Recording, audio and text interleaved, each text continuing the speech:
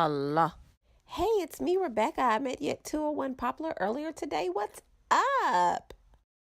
Man, nothing. Just chilling about to roll this blunt up, sip on that little hen dog, and look for me a job. Just sitting here hoping God send me a little nice little godly woman to chill with, know what I'm saying?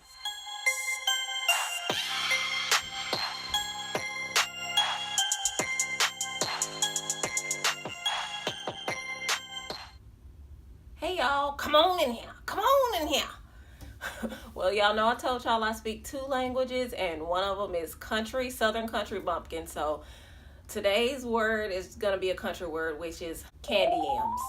And I am embarrassed, but I was full grown woman before I learned that this was just candied yams. Somebody invited me over for dinner, and they said we were having candied yams, and I'm like, what's candied yams? I actually had to go look it up. I have been saying candy yams all my life, and I might be the only one who said it like that. But anyway, we make up our own words sometimes. Now, I know y'all didn't think I was finna go down this sad little road of all my pain. That's the thing about life. It goes on. So I've shared with you all some of the things that I've been through or whatever. The bad relationships, and it ended in a divorce. Guess what? There's life after the storm. So now we get to talk about the fun stuff, which is dating. So if you're single and you just got single, or maybe you're just newly single by divorce, or whatever the situation may have been, we are actually in the best position right now because we have a chance to do something different. And I know some of y'all single because I can tell. You want to know how I know? Because y'all be desperate. Ooh, y'all be desperate and thirsty. I can see you from a mile away. Just hashtag single life. But it's all good. I'm here to help. And y'all know sometimes people go through stuff so other people don't have to go through it.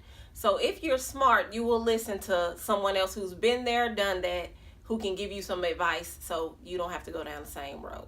So y'all, when I first got back into the game, the dating game, it had been 17 years since I had dated. I mean, straight up out of high school, I was in a relationship from high school all the way up until my divorce. So when I first got back out there, I was lost and confused, and I soon learned that everybody is lost and confused out here, and a lot of us don't have a clue what we want or what we're doing.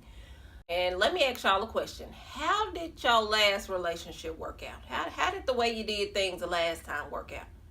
Not so good, huh? Because here we are. Here we are sitting here together, single and want to mingle. So I realized that we want to do things differently because our last relationship wasn't hitting on Nathan. And the next time around, we want it to last. We want it to be meaningful. We want to have love. We don't want to go through the same things we went through before. So let me show you how to avoid that. So I was talking to my friend recently, and she was telling me she wanted a godly relationship. Not long after we got off the phone, she posted a picture of her butt cheeks hanging out. I'm confused. And I hear people say this often. They want a godly relationship. Next thing you know, you see them posting a picture blowing weed smoke, or you see them toasting and drinking. I mean, what kind of godly relationship are we talking here? So first things first, let us define a godly relationship. Now I can go into deep detail, but I'm just going to give you a picture of what a godly relationship is. The two people who are submitted to God, who walk with the Lord, who are getting their instructions from the Lord, who are full of integrity, wisdom, they read the word, they study the word. I'm going to say they attend church. I know some people don't attend church. We're talking people who walk the walk. They don't just talk the talk, they walk the walk. They're serving, they help people, they love. We don't even have to talk about the fact that they're not sleeping around. You already know you got to wait till you get married like that. And women, that's something a man we shouldn't have to tell that to a man, because he should already know off top, and we shouldn't meet him and he's like, oh man, I gotta wait, or pretend like he's gonna wait. That's something he should be telling us. That's something he should already know. That's number one. A godly relationship, y'all ain't still partying and in the club and smoking and drinking. I'm not saying that there's anything wrong with having a glass of wine. I don't per se, and I used to, but I don't anymore. But still, posting it being a stumbling block. This man is going to be wise, and he's not going to be posting his drinks and just posting partying and where godly where he godly at? I'm just trying to understand, that's all. You got to look like what you ask for. And that's number 2. Do you look like what you're asking for? You're asking for a godly man, but you bend over in the camera, and we ain't just talking about social media. We're talking about the life that a woman lives. And let me just stop and say this. I know some of y'all are probably like, you still single, so how you gonna tell somebody how to do something? Well, I'm single by choice, and I know a lot of us are. I'm single because God has not sent me the man that is for me. I have met different people, but God has revealed to me he's not the one, and I leave it alone. I learned long time ago when God told me someone was not for me, and I married them anyway, and years of hell ensued. So I've learned when God says that man is not for you, it's time for me to just listen and obey. I mean, God knows. He knows better than I do. I learned that a long time ago. Do you look like what you're asking for? You can't be saying, oh, I want me a Snicker bar snack, and I just want him to just have abs just popping out everywhere. You sitting here looking like that donut you eating. So you can't ask for a man who's submitted unto God, and you're not submitted unto God. You don't obey God. You don't know the first thing about the word, but you want a man of God. So if you want a man of God, get in the word. Start changing yourself. Start reading the word. And are you even saved saying you want a man of God? Because your man of God is not going to save you. Jesus Christ is the one who's going to save you. So start working on you. Start working on you and become that person that you want. And I've heard this a lot over the years where people say, make a list of what you want. I'm going to be honest with y'all. I trust God. And I'll say this again. Last time my list didn't work out too well. I wanted somebody who looked good and who had a little bit of money. And guess what? That didn't work out too well, because the fact that he had a little money and looked good mean everybody in the city of Memphis wanted a piece of the pie. And he was handing out the pie to everybody. So I trust God. And if you trust God, I know some of y'all are like, well, what if he don't look good? And what?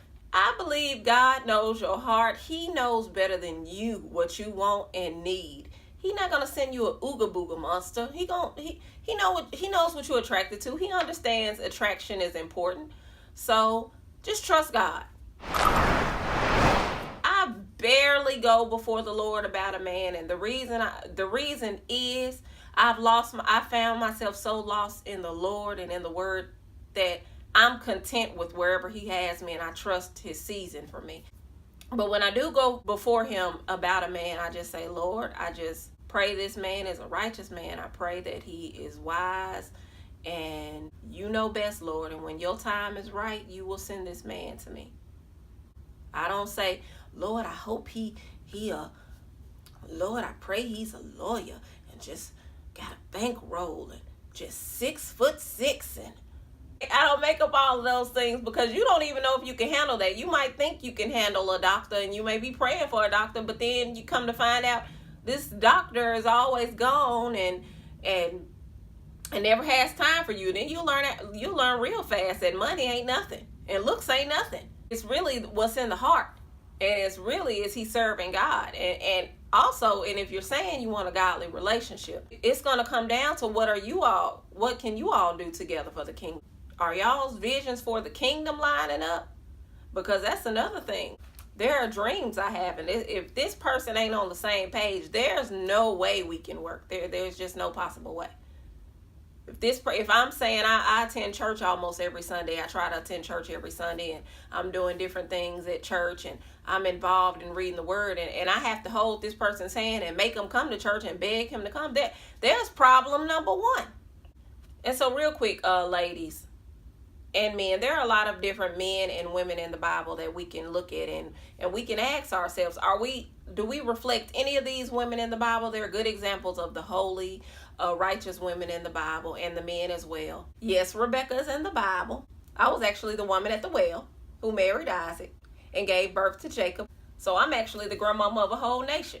Let's not forget about the Proverbs 31. And a lot of people like to just read the portion for the women, but I believe you should read the whole thing. This is good, y'all. This is like, I aspire to be this woman. this Proverbs 31 woman, this is who I want to be. This is who I read this very often, and I want to match up with all of these things. And I'm going to just skip all the way down because this is good. But at the end, I like this. Her children arise and call her blessed, her husband also, and he praises her. Women do noble things, but you surpass them all. Charm is deceptive and beauty is fleeting. But a woman who fears the Lord is to be praised. Honor her for all that her hands have done. And let her work bring her praise at the city gate. So I want my children to arise and call me blessed. And I want my husband, whoever he may be, he's out there unless the Lord says differently. But I want him to honor me and not be embarrassed of me and have full confidence in me. And women, this is what we're trying to be like. And so you will find on your search of trying to be like this woman that you will start to fall deeper in love with the Lord, and you might forget about a relationship. I think sometimes we are so desperate to be in a relationship with a man, we forget about the relationship with God. And that's the best thing going. I'm here to tell you that right now, but I'm going to let you all find out and start your journey. And if you're already on it, kudos to you, and keep up the good work. Keep on working on yourself. Keep on changing. This is what a wise person does. They continue to ask God, what is it in me that needs to be worked on? And I'm telling you, every week God shows me something else, and I'd be like, I didn't even know that was an issue. So we're not perfect, and it keeps me humble. It reminds me that even though I tried to be like Jesus, I'm not Jesus. Be a little discerning about these men, because when I was in college at the University of Memphis, go Tigers, I remember he was one of the basketball players there, and I remember I dropped my books, and he came and helped me pick them up or whatever, and I really wasn't paying him any attention. And I remember he tried to holler at me. That's what we say in Memphis, holler. That means, try to talk to or whatever. And I wasn't really studying him. And then when I left, he said, have a blessed day. And I was like, have a blessed. Ain't nobody ever told me to have a blessed day before. So that was one thing that caught my attention. And that's what I realized about us. We just let anything. You could sneeze and they say bless you, and then you be like, he said bless you. No one's ever told me bless you. That does not mean that this man is living a godly life. Or even one time my ex, I remember we went to a church event and they asked him how he was doing, and he was like, blessed in the Lord. Now this man ain't never used no blessed in his whole life. So just because he said blessed in the Lord, that is not our cue to be like, he's the one. Because let me tell you something about all new relationships. They're new. So they're exciting. So stop saying, ain't nobody ever stroked my hair before, and ain't nobody ever whispered in my ear before. Ain't nobody gonna never be done did the things before, because he's a new person, so he does things differently. That does not mean they're the one. Let's be a little bit more discerning, and let's not be so quick to settle, and let's go before God and say, God, is this man the one? And I'm telling you, God will tell you yes or no. And we'll get into more of that later, but I have met different people on my little journey, and God told me no.